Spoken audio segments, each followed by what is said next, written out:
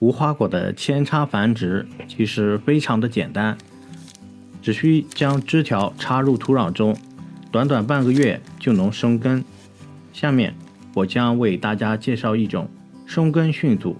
易于重活且操作简便的扦插方法。在进行扦插之前，我们需要对枝条进行一定的处理。大家可以看到枝条的底部有一圈凸起的组织，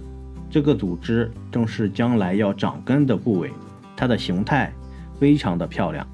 许多朋友会选择在网上购买枝条，这个时候呢，我们最好告诉商家，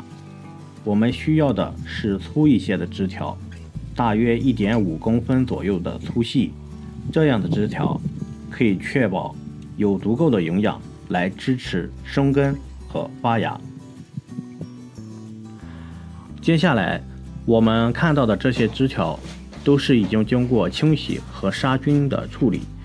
为了进行扦插，我们需要准备一个泡沫箱和一些干净的河沙。先在箱子底部铺上一层厚厚的河沙，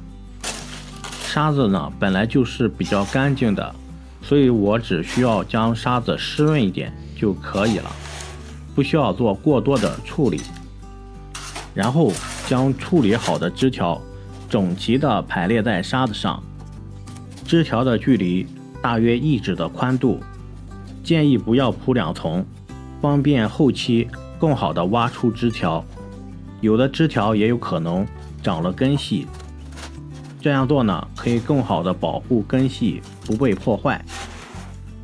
最后再覆盖上一层河沙，就像制作三明治一样，将枝条完全的埋入其中。植物表皮层下面有一层叫做分生组织的结构，它具有生长和分化的能力，可以发展成为新的根部或者茎部。而枝条底部的这种可以分生根的组织，就是这种褐色的组织，对于提高扦插的成活率是非常有帮助的。经过大约2周的时间，我们就可以看到这种组织已经变得非常明显了，有的甚至已经长出了根系。需要注意的是，在削皮的时候不要削得太多，否则会影响植物正常的营养和水分吸收。同时，原先光滑的表皮此时会增加很多凸起的气孔，这些都是植物为了适应环境而做出的自然调整。这种方法非常的简单，不需要我们进行过多的操作，只需要将枝条放入箱子中，然后保持沙子湿润就可以了。为了方便管理，我们可以找一个盖子或者袋子将箱子盖起来，但不需要完全的封闭，要保留一些空间给枝条透气。对于枝条的顶端，我们可以选择包膜或者是蜂蜡2种方式进行处理。包膜的方法比较简单粗暴，很多朋友扦插的时候，过段时间芽没有生长出来，枝条先枯萎了，这是因为顶部的枝条被抽干了，芽点失去了营养的供给，所以我们一定要保护好枝条的顶端。而蜂蜡则比较有趣，在使用蜡烛的时候，要注意等蜡水冷却一点再用，可以封得更厚一点，这样沉浸式的体验会更好。在使用蜡烛封顶的时候，要注意不要将芽点烫坏了。如果有选择的话，上面的枝条尽量留得长一点。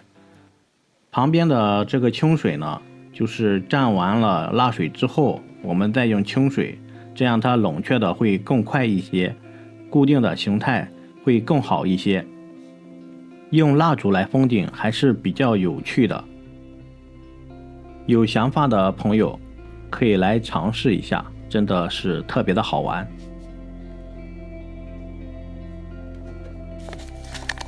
在配土方面，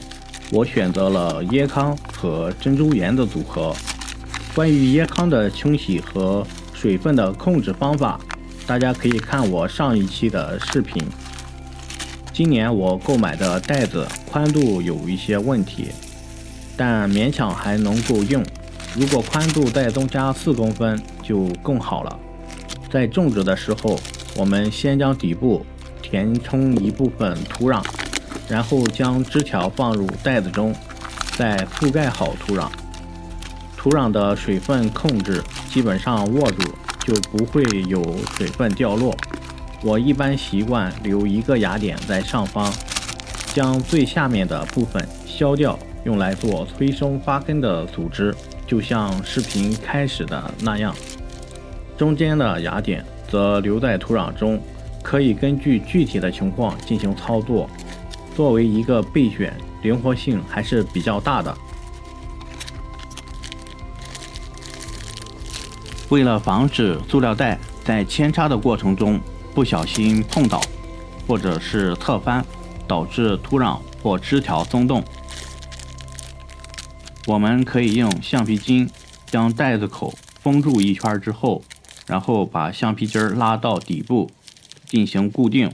这样即使不小心碰倒或者侧翻了，土壤和枝条也能够保持牢固，防止根系受损。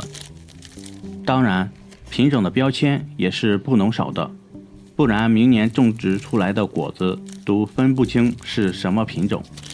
这种扦插方法平时也不用管理，不用浇水，做懂发根就可以了。把扦插好的袋子放在阴凉透风的地方，最好放一个盒子里面，上面用塑料袋封住口，隔三差五的可以打开袋子透风一下。因为刚开始的时候芽点还是比较脆弱的，要给它保证一个良好的湿润环境。如果你也有什么更好的扦插方法，请留言评论，我们一起交流。好了，今天的视频就分享到这里了，感谢大家的观看和支持，我们下期视频再见。